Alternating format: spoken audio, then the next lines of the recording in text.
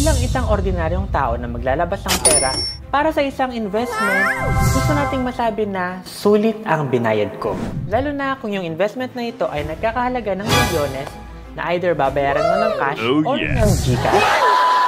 I mean, either babayaran mo ng cash or hulugan for a certain period of time, lalo na kung milyones yung halaga ng babayaran mo. At kung yung investment na ito ay isang bahay, at dito nakasalalay yung future mo, pati na rin yung future ng family mo, kailangan makasiguro tayo na maganda yung lugar, pati na rin yung mga nasa paligid nito. So, bakit ka nga ba nasa video na to? Malamang ay curious ka kung ano yung mga experience ng mga unit owners dito sa Amaya Escapes, Bulacan. Kaya para malaman nyo to, huwag kayong aalis at tapusin nyo itong video na ito. So, for this video, pag-uusapan natin yung mga sumusunod. Una, kumusta nga ba yung neighborhood dito? Pangalawa, kumusta naman yung ambience? At pangatlo, paano naman yung community dito sa loob ng Amaya Escapes, Bulacan? And sana tapusin nyo itong video na to para malaman nyo kung ano ba yung mga positive at pati na rin yung mga negative na na-experience namin dito sa loob. Hi, I'm Ping, and na-turnover ng unit namin last February 2024. So more than 1 year na rin yung nakakalipas, no? And masasabi ko na masaya naman kami. At dahil karamihan ng viewers namin dito ay unit owners din, at yung iba naman ay nagbabalak palang kumuha dito ng unit, i-share namin sa inyo kung ano ba yung review namin dito sa Amaya Escapes, Bulacan after 1 year of being a homeowner. Kaya simulan na natin. Una sa ating agenda, kumusta nga ba yung neighborhood namin? At anong klaseng mga kapitbahay yung meron kami?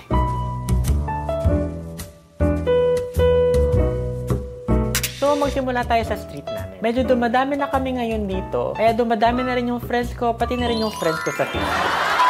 And so far, kahit medyo dumadami na kami, tahimik pa din naman. Ang kagandahan dito is swerte kami kasi ang babay ito mga katabing bahay namin at madami na din ako nakakakwentuhan. Kulang na lang pag may kakwentuhan ako is dapat may dala kaming lamesa at upuan. So yun yung sa street namin. Pag-usapan naman natin yung ibang street dito sa Amaya. Kami ni Abby madalas naglalakad-lakad kami dito sa loob during weekends.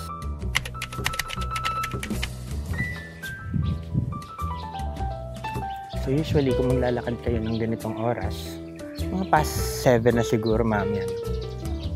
Dapat naka-sunblock tayo. Every lakad namin, marami kami nakakasalubong at marami rin kami nakakasabay dito. Yung iba naglalakad or nagja-jogging din. Yung iba naman nasa tapat lang ng bahay nila para maglinis, magdilig at kung ano paman.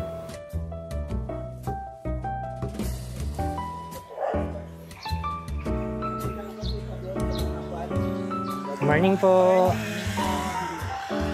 Usually, yung mga nakikita namin dito is binabati naman namin sila and so far, sumasagot naman sila at nakangiti din naman sila. So, mukhang okay naman sila. Pero, yun yung mga nakikita namin, no? Hindi ko lang alam yung ibang hindi namin nakikita. So, that's for the neighborhood. Pag-usapan naman natin yung ambience dito sa subdivision. Kapag pumasok kayo dito sa Amaya Escapes, Bulacan, kami personally ramdam namin yung security. Kasi hindi ka naman basta-basta makakapasok kung hindi ka taga dito. As mentioned sa mga previous videos namin, pwede ka lang pumasok dito kapag taga dito ka tapos meron kang vehicle sticker. Pangalawa naman kapag visitor ka, as long na alam mo yung lot at block na pupuntahan mo, papayagan ka naman pumasok dito at kung may dala kang sasakyan, mag-iiwan ka lang ng ID mo kapalit ng gate pass. And so far, na-maintain naman nila yung light feeling namin dito mula nung bago-bago pa lang kami. Siguro dahil malinis yung kapaligiran, tahimik tapos wala yung mga usual tambay na nakikita natin sa mga usual places. Kapag morning, wala naman tayong maririnig na tilaok ng mata. Pero ang maganda rito, ang maririnig mo is yung mga ibon. So evidence lang ito na maganda yung ecosystem nila dito. Yung block kasi namin medyo malapit siya sa mga mapupunong area sa labas ng Amaya. Yun siguro yung reason kaya madaming ibon. At bilang patunay na madami talagang ibon dito, pag nakita mo yung kotse ko, grabe ang daming tayo ng ibon. Pero okay lang yun kasi nature naman yun, no? Huwag lang siguro tayo ng tao. Tapos meron pang time na naglalakad kami ni Abby dito sa Amaya, may mga ibon na nalipad na halos ka-level lang nung paglalakad namin.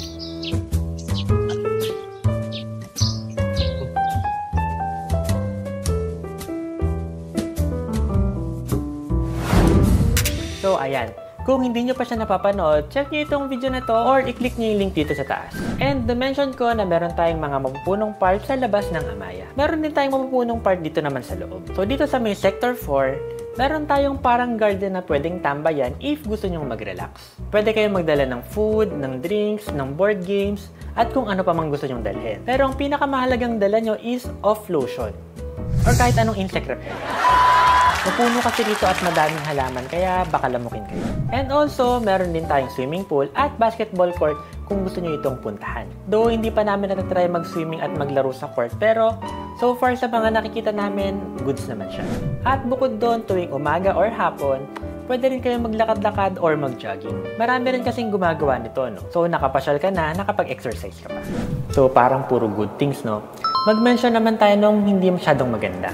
Isa sa mga noticeable na ambience dito sa Amaya is yung construction. So, na-mention ko na to sa mga previous videos namin noon na madaming ongoing constructions dito na hindi pa matapos.